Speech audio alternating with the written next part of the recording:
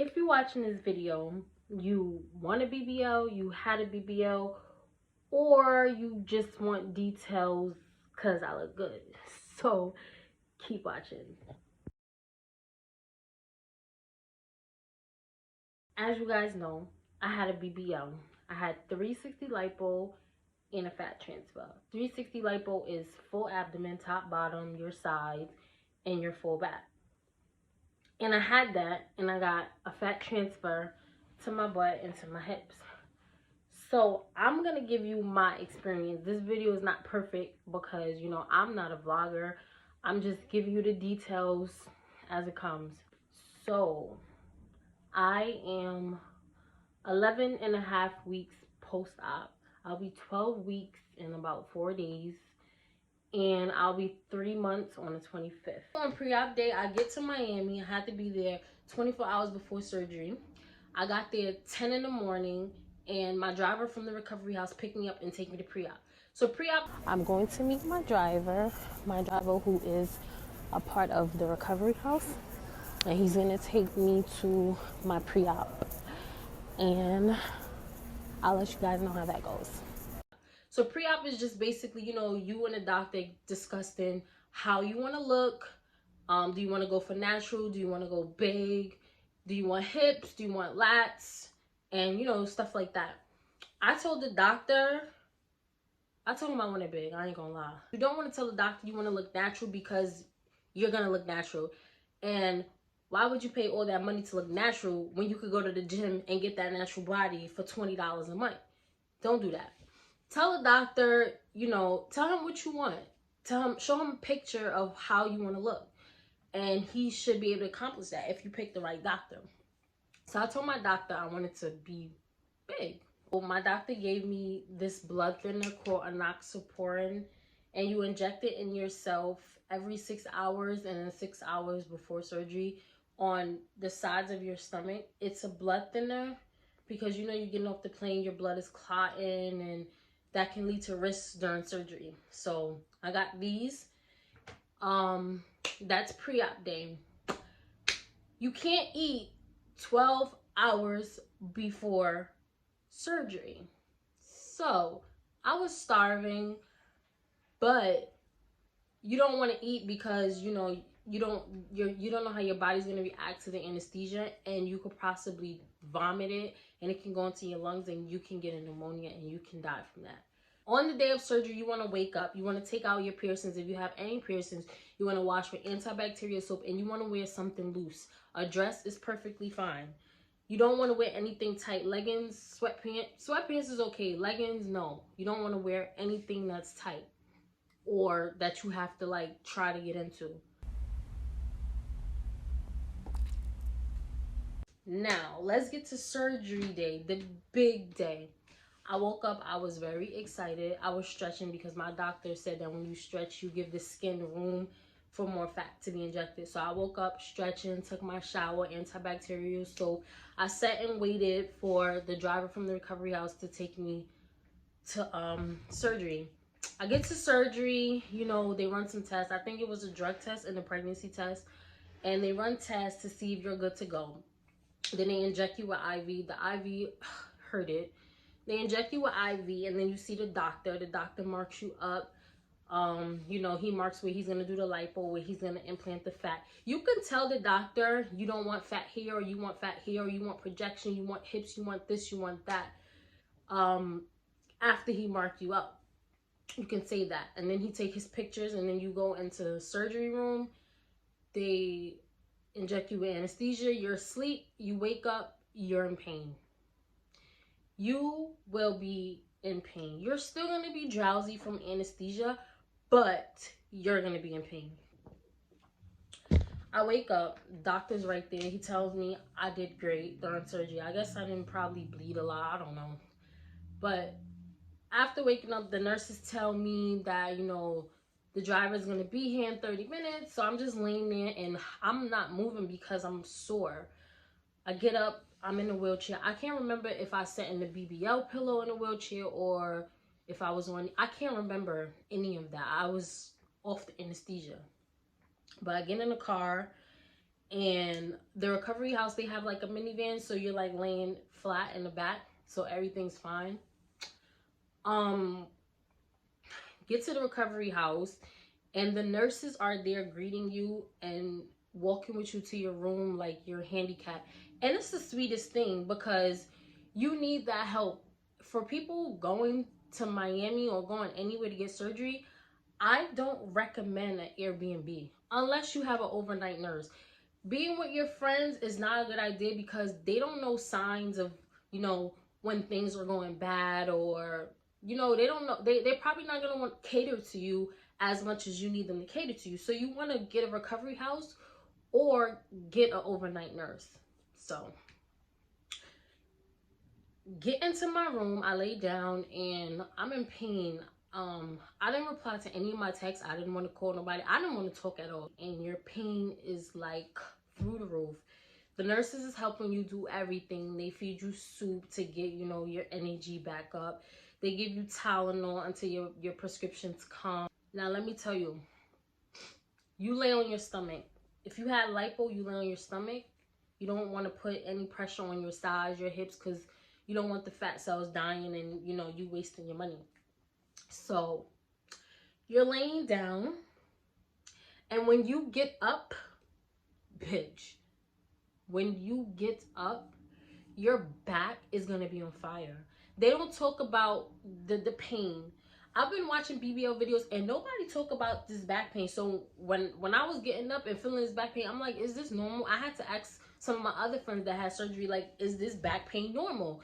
Because I don't know. No one ever said I would have this much back pain. But I guess when your doctor is doing like right above your behind and he's getting all that good fat out of there, you know, it feels really sore when you come off the anesthesia and you are aware of your pain. You feel really sore. You feel like you just got jumped. You're not going to feel like you went to the gym. You're going to feel like you got jumped by like 40 people. You're going to feel pain. The pain is bearable. I will say that it is bearable depending on your tolerance. I can tolerate pain. I just don't like to be uncomfortable. That was my thing. I was very uncomfortable. I couldn't do what I wanted to do. I couldn't move how I wanted to move. So I was really uncomfortable, and I don't like to feel like that. Like, I like to get around on my own. And, you know, even though there was nurses there to help, and they were so nice, they were always there when I rang the bell. They wanted to help me and, you know, things like that. But after like day 2 or 3, I had to do things on my own, because when I come back home, no one was really going to help me. So I had to figure it out, how to maneuver through the pain. So that's day 1 of surgery. Day 2 is where you feel the most pain, I will say. Anesthesia completely wore off. Now it's reality. Now you are facing what a BBL and lipo feels like. But you're going to take your Percocets. Yeah, the doctor gives you perks. But my doctor, he gives 30. Most doctors in Miami only give 12. So if you run out of Percocets, you're going to want to get Tylenol PM. It works really good. I actually like the Tylenol better. The Percocet just made me drowsy and want to go to sleep. But the Tylenol actually, you know, it felt either or is very good for pain. Now we in day 2 and you feel the pain. You get your first massage day 2. Some people wait to day 3, but I recommend day 2. Especially for me, I was retaining a lot of fluid. So I got my massages day 2. The recovery house has an in-house masseuse, so you don't need to find somebody to do massages, which is a plus. And the massages is included in the price. So the lady comes to massage you, and this is when you finally see how you look. The massages, baby, ain't no joke, okay? She wasn't rough, but you do feel a little discomfort. Your skin, I'm going to tell you, when you take off your faja after you wake up and you finally get out your faja for that first time, your skin is going to feel crazy. It's not going to feel the same as what you normally feel, because you have to remember, when the doctor is removing that fat, your skin is no longer attached to the muscle, so it does not feel normal. It feels very strange. I don't know how to explain it, but it feels very strange. And your back, girl, your back feels really, really tight. When I took my shower, I was like, how am I supposed to bend down and pick up? How am I supposed to bend over, period? You know? How am I supposed to bend over? My back felt really tight. It was burning. It was just really uncomfortable. You walk really weird. I had drains. My doctor gave me drains. A lot of doctors don't give drains. They just keep your holes open, and the massage person is gonna move the fluid to where the incision opening is. My doctor gave me drains, so you know, my fluid was moved to the drains, and then the drain was drained out. I like the drains because, you know, you can drain out during the night and it's gonna go straight to the drain. You empty it and repeat. But I will say the drain was left here, like on my lower abdomen, and it's a hardening there. Some of the hardening did go down, but I'm just scared that the hardening may last, but it's not that bad. I took the drain out myself. My doctor said I could, so I did it. I want to insert that footage, but I was naked, so I can't. But I'm gonna tell you. So you have the drain, it's sewed to your skin. Yeah, it's sewed to your skin. So you want to get, I got a small scissor. I asked the recovery house, can they buy me a scissor? They bought me a small scissor. I cut the stitch, and I began, you want to put Neosporin on the incision because the Neosporin is going to control that burning. When you're moving it, it's going to burn. When you put the Neosporin on it, it's going to help, you know, numb it a little bit. So I put the Neosporin and I'm pulling the drain, and it's like that long. Like, it's mad long. It's mad long, girl. It's mad long.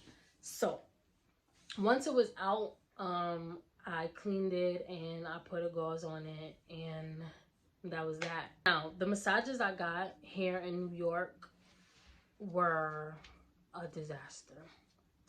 I went to Mimi's Doll Spa. The pricing is good, but the woman who massaged me was like really rough. I'm not gonna say her name. She was like rough, and it was just like, girl, I only like that during sex. Like, what are you doing? But anyway, I still go get my massages, but now I go to this place in Long Island. It's called Muñeca Curves, and I started going to them because I want a package. I wanted their Thanksgiving giveaway, a package of 6, so I was getting 6 free massages. But when my massages are up, I'm going to pay for another package because I still feel like I need it. I still have swelling on my sides. Yes, 3 months post-op and I still have swelling. And my waist is still small. But I'm sure once all that swelling goes down, I'm going to be snatch. I'm going to be snatched, and I can't wait. And at this place, Muñeca Curves, girl, they are so gentle. They are so gentle with the massages, but they are so effective with the massages. They're firm, they're getting in there, but they are so gentle. And it's like, I want to go to sleep. It feels so good. Also, my boyfriend has been massaging me. I'll get like 3 massages from him a week, including the ones I'm already getting at the spa. So in total with the spa, I've had 25 massages, but with him, I'm thinking like maybe I have 40. And since I'm gonna buy another package, maybe I will have like 40, 45 massages. You do not need all those massages. You need to listen to your body. Your body's gonna tell you what you need. You may need 10. I know a girl who had 10. I know a girl who had 32. You have to listen to your body. Doctors recommend 10 to 12 massages. But if you're retaining fluid and you still have swelling and you still have inflammation, you're gonna want to keep getting massages, and it's gonna be for the best. Along with your massages and your faja and drinking a lot of water, you are going to want to get you some pineapples. Pineapples are like very important. They help with swelling. They help with inflammation. They help with all that. You're going to want to get pineapples. You also want to get arnica tea. I don't know if they sell it in the store, but I know they have it on Amazon, and that's also going to help with swelling. You need to drink a lot of water, a lot of fluid. You need that. It's going to help with swelling. It's going to help with inflammation. Now, me, I was retaining a lot of fluid. And you'll know when you're getting fluid, when you touch it, it'll move like a waterbed. And that was happening for me. And it was like, this can't be happening.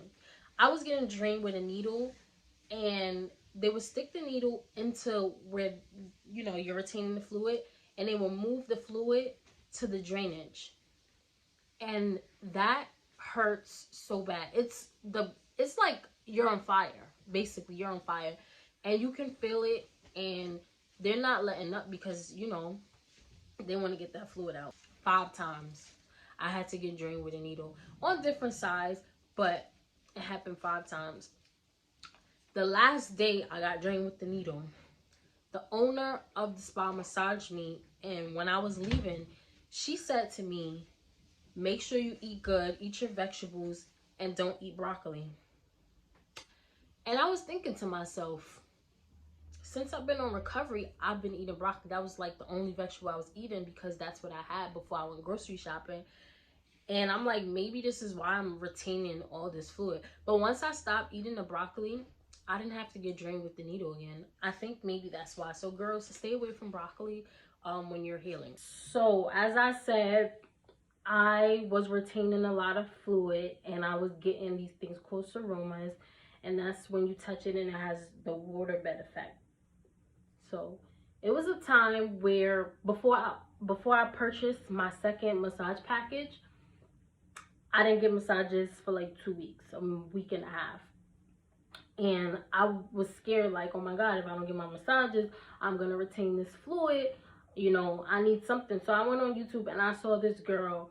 She purchased this massage thing. I'm going to show it to you guys. This is what I purchased. It's from Wahl. I don't know how to pronounce it.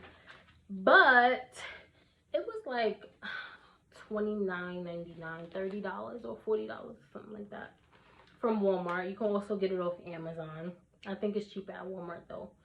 But this helped me a lot because when I wasn't getting my massages and I was retaining that fluid and I had the seromas, I was applying this directly to the seroma, directly to the area, and it helped me a lot.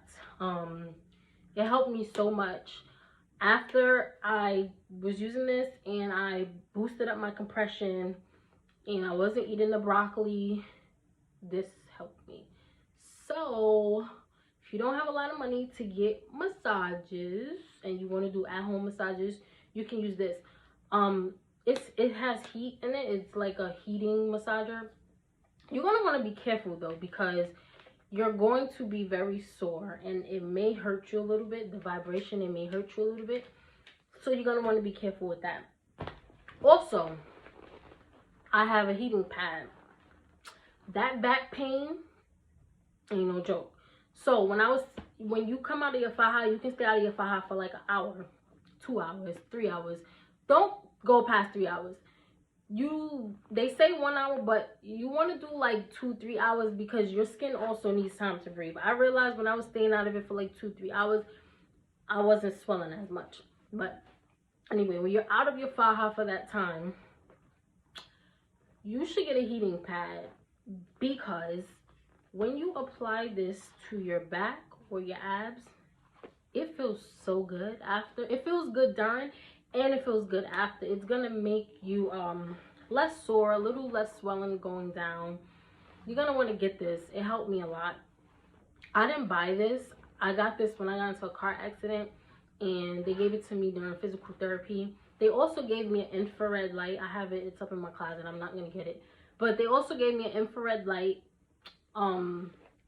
which the spas use the infrared lights for inflammation. So when my boyfriend was giving me my massages, I would put the heating pad on and I would put the infrared light, and that helped me at home. So if you don't have a lot of money, girl, invest in some home tools and, you know, get your masseuse on, okay? Now we're going to talk about pricing. Everybody wants to know how much the BBL costs. My doctor personally charged $5,900. I'm going to just say $6,000 because that's basically $6,000. And then the recovery house is a separate price. You find a recovery house on your own. Your doctor does not give you a recovery house. He may recommend some, but you find it on your own, and it's a separate price. Mine was $1,140 for 7 days, 6 nights. You have to stay wherever you are. You have to stay for 5 to 7 days after surgery, because you know you have to go back to post-op, and then your doctor has to monitor you and see if you're okay to go. Now, if you are going to like DR or Colombia, you're gonna have to stay, I think it's 10 to 15 days. So keep that in mind as far as pricing goes, because that's separate from surgery price. My doctor charged $5,900, but included was my faja, corset, lipo foam sheets, ab board, and then he gave me some chair that they cut out like a square so your butt can go through it and you can sit in it. And he wanted me to sleep in that because he feels like if you sleep in it, your skin will stretch and you will get the best results. Me personally, I slept in the chair for like a night, maybe half a night, because I kept waking up. It was so painful. My ass was so swollen. It was hurting and I couldn't sit in it. When you first get in it, yeah, it's comfortable, but after you're sitting in a while, it's very uncomfortable. You do not want to be in it. I do not recommend it at all. I would recommend you lay on pillows. I don't recommend you lay flat on the bed, because when you get up, it's just going to be too much for you to get up. So you want to put like 2 or 3 pillows on your stomach and then level it out with your knees and your head. That's the best way I slept. Any way you sleep is going to be uncomfortable. I tried the avocado. I seen a girl on YouTube use the avocado for her butt to go in, and then she lay back on the avocado. I got the avocado, waste of money. I see people sleep on bobby pillows. I don't recommend it, because you still put in a little bit of pressure. Even though it is soft, I don't recommend it. Just lay on your stomach, girl. You got the surgery. You know you look good. Take the pain like a champ, you know? Take the pain. Lay on your stomach. No pressure on your hips. No pressure on your ass. You'll be fine. That's sleeping. Sitting, I didn't sit until, I'm gonna say 6 weeks. I kind of snuck it in. Whatever. But I wasn't sitting for long. I was mostly sitting on my BBL pillow. I don't have it right now. It's in the car. But I was sitting on that, and I would sit on it. It would go under my thighs, and then I'll put a pillow additionally on my back to like level me out. It's okay. It's not that uncomfortable, but it still feels weird. It's like you're trying to adjust yourself in it, and it's not what you're normally doing, so it's very uncomfortable. With the BBL cushion, it's gonna be uncomfortable to sit on at first, and you're gonna have to sit on that on your flight. So if you have a 5-hour flight, you're gonna need to get comfortable. I highly recommend on your flight you get up and walk at least every 15 to 30 minutes, because even though you're wearing your compression socks, you still risk blood clotting. You need to get up and walk. I didn't get up and walk because I was not trying to sit back down. My flight was only 3 hours. I was not trying to get up and sit back down after I already positioned the pillow to what made me feel comfortable. But you should get up and walk, because you can get blood clots. Also, at the airport, this is very important. Very important. Very, very important. You're going to want to request wheelchair assistance. Let me tell you, wheelchair assistance is going to get you through TSA faster. It's going to get you on the plane first. They're going to help you with your bag. You're not going to have to walk to your flight. They're going to push you there. You're going to get on the plane first. When you get off the airport, the wheelchair person is going to be there waiting for you. I mean, when you get off the plane, the wheelchair person is going to be waiting for you there. He's going to take you to whoever's picking you up from the airport. He's gonna take you there. It's like the best thing. You should request it because you're gonna be sore. You're not gonna want to hold your bags. You're not gonna want to walk to your gate. You're not gonna want to do any of that. You're gonna be in pain. You're probably not even gonna make it. You're probably gonna be late walking there. So request wheelchair assistance. They're gonna give it to you. They honor that, and they're not gonna make you take off all your garments and all that. You know, they see a lot of girls have surgery, so they know what's up. Okay, so this is the recovery house I'm staying at, and here's the kitchen. There's some snacks right there, microwave. It's very nice. Here's the little kitchen island thing. Those are my 2 waters and my yogurt. Here's the fridge, and you know, the fridge is full with healthy things. Pedialyte for electrolytes, strawberries, grapes, pineapples, just, you know, a bunch of stuff. The waters are over there. Okay, now let's go.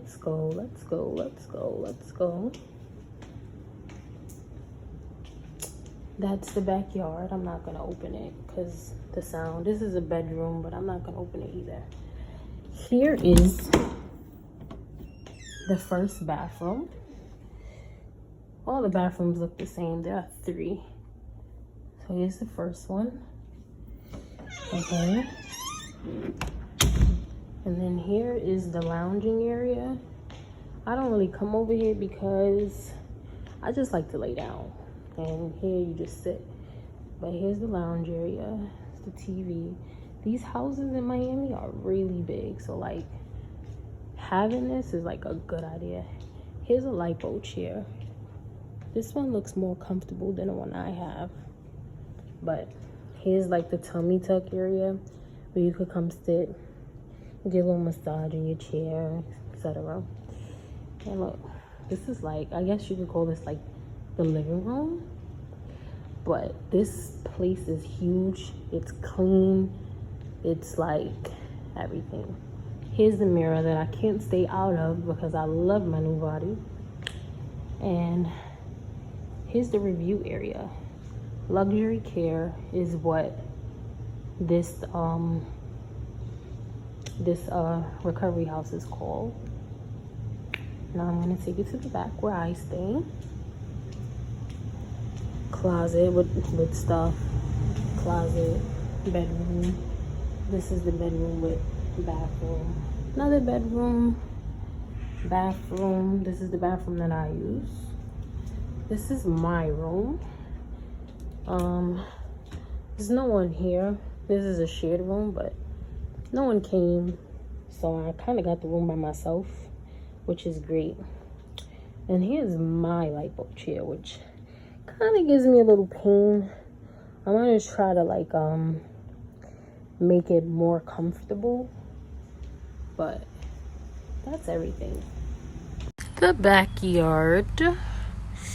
You know I love palm trees, you know. And it included massages, it included snacks, 24-hour snacks. It included breakfast, lunch, and dinner. Oh. Now move. Dinner. Dinner. Okay. Bye.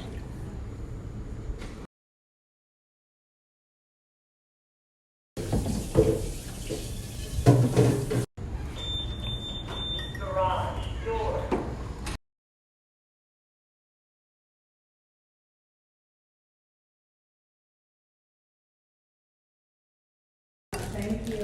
Here.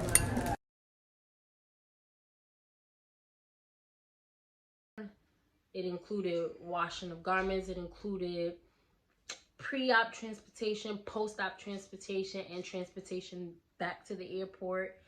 The nurses, basically everything was included in the recovery house price. Massages were included, but I did needed 2 additional massages, and they were $80 each, so I paid an additional $160 for massages. And then when I got back to New York, I paid for a massage at a place. It was $80. I didn't like it, so then I found another place and I paid $300 for 6 massages. And then additionally, I needed another 6, so I paid another $300. And then I want a package at another spa, so that's like 18 additional massages. I'm gonna total up the price for you guys and give it to you straight. You're gonna need money for prescriptions. Your doctor's gonna prescribe you something, and if your health insurance doesn't cover at the pharmacy, you're gonna have to pay additionally for that. I would say bring like $100 to $200 additionally for your prescriptions. Flight was like $250 round trip. Of what else? If I'm forgetting anything, drop a comment. Let me know what I'm forgetting, and I will let you know the price of that. When you wake up from surgery, you're gonna be in your stage 1 faja, and you're gonna be in compression socks. My doctor put me in a stage 1 faja and a corset. If you know anything about a corset, it's not comfortable to girls who didn't even have surgery. So him putting me in that was just like, come on, like, what are you doing? Like, I know you want me to be snatched up, but you also hurting me. I wasn't able to stand straight for like a week. I took the corset off, and after, I just stayed in my faja. My doctor did not want me to wear my stage 1 faja. He did not want any pressure on my butt. But I've watched so many people wear their faja, and I'm just like, I'm putting my faja on. This is what I know, so I'm going to put my faja on. I wore my faja and my Lipo Foam sheets, and my butt's fine. At like 15 days post-op, 15 to like 25, you're going to get a stage 2 faja. Your stage 2 faja is going to give you that extra compression to control the swelling, to get you snatched up, and it's going to lift your butt. Yes, it's going to lift your butt. It's not going to compress your hips, and it's not going to compress your butt. It's going to compress this area, but it's going to give you that stretch in your hips and your butt area. I got mine from Cali Curves. They have good pricing. I paid like $125 or $108, somewhere around the 100 area. Most of these places are selling fajas for like $180, $200 even. You don't need that. You don't need that. You need to find a place with good fajas. Even Amazon has fajas, but you should, with Amazon, I feel like you should review, see who's using that on YouTube, and see if they like them or not. Read the reviews, because you don't want to get a cheap faja, because you'll mess up your results. But this is what the foam sheet looks like. Mine's look crazy because I taped it. You have to put it on the sides and the front, and you have to put 3. I tried to tape it because you trying to put it in your faja and trying to close it, it's very annoying. You're in pain, and you need to get the placement correct because you need that even compression. If you don't give that even compression, these side marks will be on your skin, and they have the potential of possibly staying there. Your skin is it's like putty, and it's moldable, and anything you put on your skin, it can stay like that. So you want to be careful with that. I taped mine so I didn't have to keep placing it. I'll just wrap it around and I'll be fine. And that's what worked for me. And then you're gonna put your sheets, and then you're gonna put your ab board. Okay, so this is the ab board my doctor gave me. Do you see this? It bends. I didn't like it. I felt like it was like, when I took it off, yeah, I was flat, but the top of my stomach was kind of like bulging. I don't know if that was swelling or if it was from this and it's bending. So I ended up buying my own. You hear that? It molds to your body like that, and it does a pretty good job. This is from M&D Fajas. You can get it off Amazon. I paid like $25 for this. So I don't recommend the one he gave, but I definitely recommend getting your own. This one is really good. And then I had a backboard. I don't know where my backboard is right now, but the backboard is going to give you that nice dip in your back, and you want that. You want that, and it's going to help you keep the fluid down. It's going to help you not retain too much fluid in your lower back. Every week your body's gonna feel different. For the first week, I couldn't stand straight. I couldn't walk straight, and I was hurled over like an old lady, and it was very painful. At 2 weeks, all of my bruising was gone. I didn't bruise really bad during surgery. I did not at all.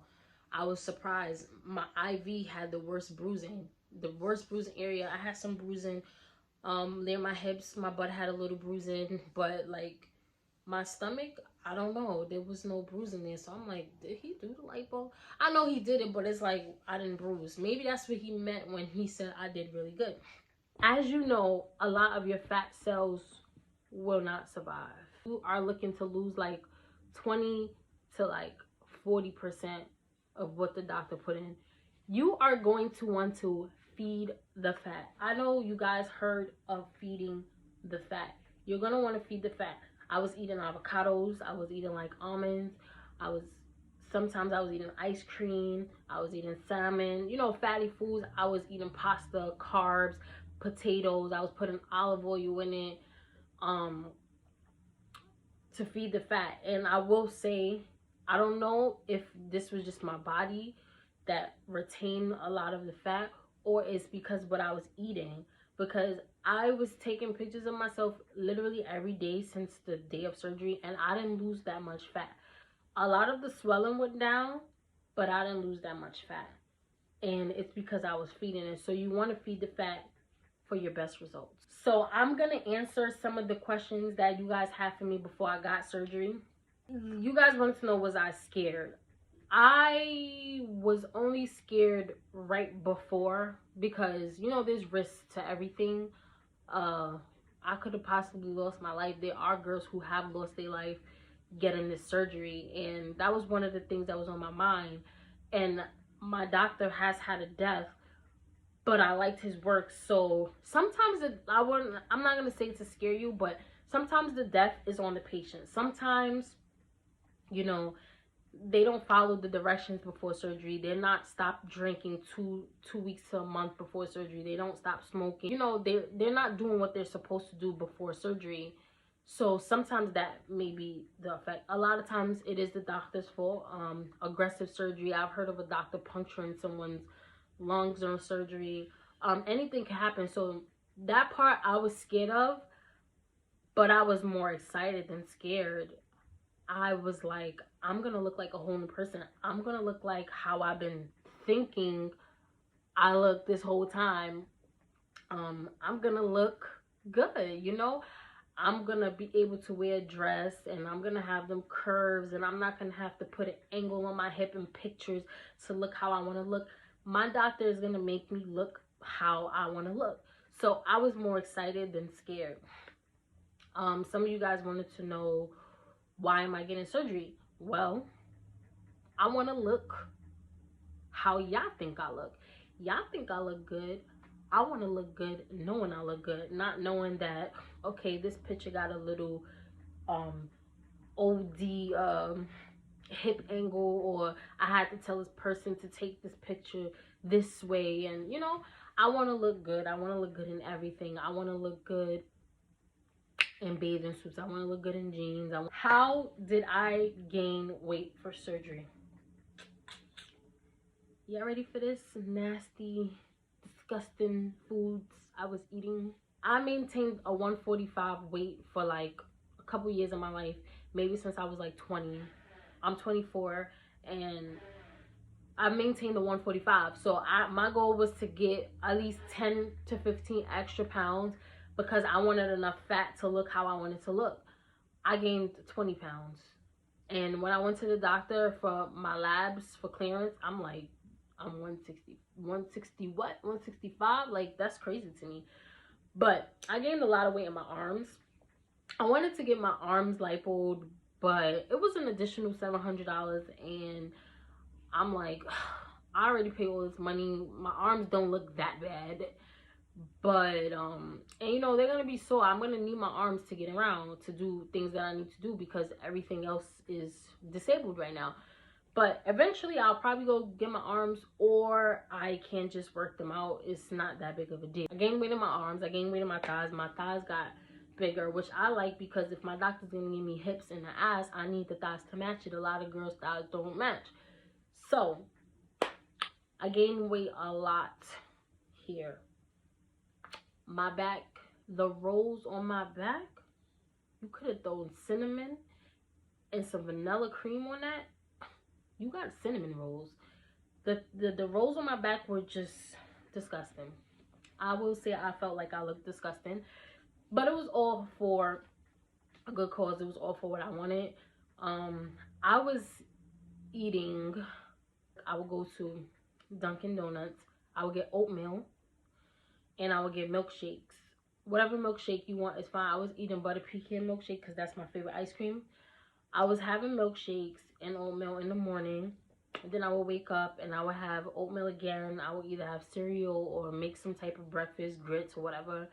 And then I would have chips and ice cream, honey bun. I would have Ensures after every meal.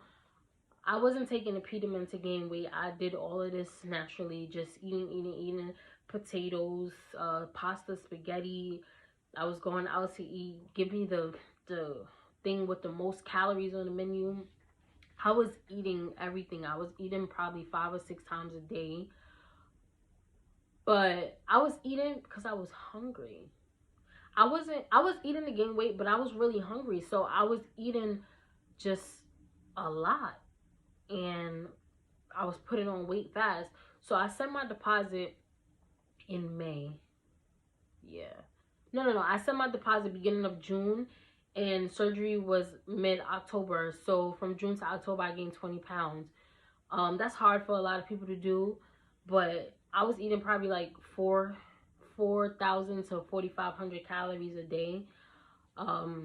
Just eating anything I could find. Glazed donuts, whatever I had in the fridge, rice. Just eat, girl. You need to eat. If you want to gain weight for this surgery, you're going to need to eat. You do not want to go to surgery with a little bit of fat. Your doctor can work with that, but you're not going to get the results that you want. How I prepared for surgery, vitamins and things like that I started taking. So before surgery, your hemoglobin is going to need to be, I believe the range is 12 to 13 minimum. You're going to need to take iron to achieve that. If your hemo is low or if you're anemic or things like that. I got this product called SSS Tonic from Amazon. It was like $8 to like $13. I don't remember. I'm going to leave the link below, but it was really cheap. And you're going to want to take an iron supplement. It could be liquid. It could be a tablet. It does not matter. You're going to want to take that to raise your hemoglobin up. Because if you don't, you're not going to be able to get surgery. I also started taking vitamin C. So as you know, with any surgery or with anything, you risk infection, and vitamin C provides that immune support. So I was taking iron and vitamin C like a month and a half, 2 months before surgery to prepare my body. I also was taking B12 for energy. You don't have to take the B12, but I was taking it. I was feeling good. I also feel like it was making me hungry, so I was eating a lot. And I think maybe that's why I was gaining weight so fast, because it was helping my appetite. Damn, I look cute. Also, if you are a drinker, if you are a smoker, you're going to want to stop a month before. They say 2 weeks, but if you're a heavy drinker and a heavy smoker, you're going to want to make it a month to really prepare your body for surgery. This surgery is a life-risking surgery. So you want to stop all those things a month before surgery. For your best bet is to stop a month before surgery. I stopped 2 months before surgery. I stopped 2 months before surgery, and I didn't continue until maybe a month or 2 months after surgery, because if you smoke or if you drink after surgery, you may swell up, and you don't want that. You're trying to heal, your body's trying to heal. So stop a month before and a month after. Also, during the preparation for surgery, you're going to want to get, if you are a waxer, you're going to want to get a wax, because after surgery you're going to be so sore, so swollen. you can't lay down. You're not gonna be able to lay on your back literally probably 2-3 days, a week before surgery, so you be prepared for 4 to 6 weeks before you're able to lay down to get another wax. You're gonna want to get a wax. Your nails, I would not suggest you get your nails done. I haven't had my nails done since October. You're not gonna want to get your nails done because when you're adjusting your faja, it's gonna be really hard. You're gonna have your foams, you're gonna have your backboard, your front board, and it's gonna be really hard to close, and your nails is not gonna make it any easier. So I wouldn't suggest you get your nails done. I would suggest you do something with your hair, because I was in a bonnet for like the first 3 weeks looking crazy. Maybe get some braids, get a fresh weave, something, because you're not gonna want to do your hair, and then if you're going out, you're gonna look crazy. You're gonna be so lazy and so much in pain that you're not gonna want to do any of that. So prepare yourself beforehand. I'm gonna show you guys what I look like outside of my faja, show you guys what I paid for. Another thing I forgot to mention, when you use the bathroom, you're going to use a urinal.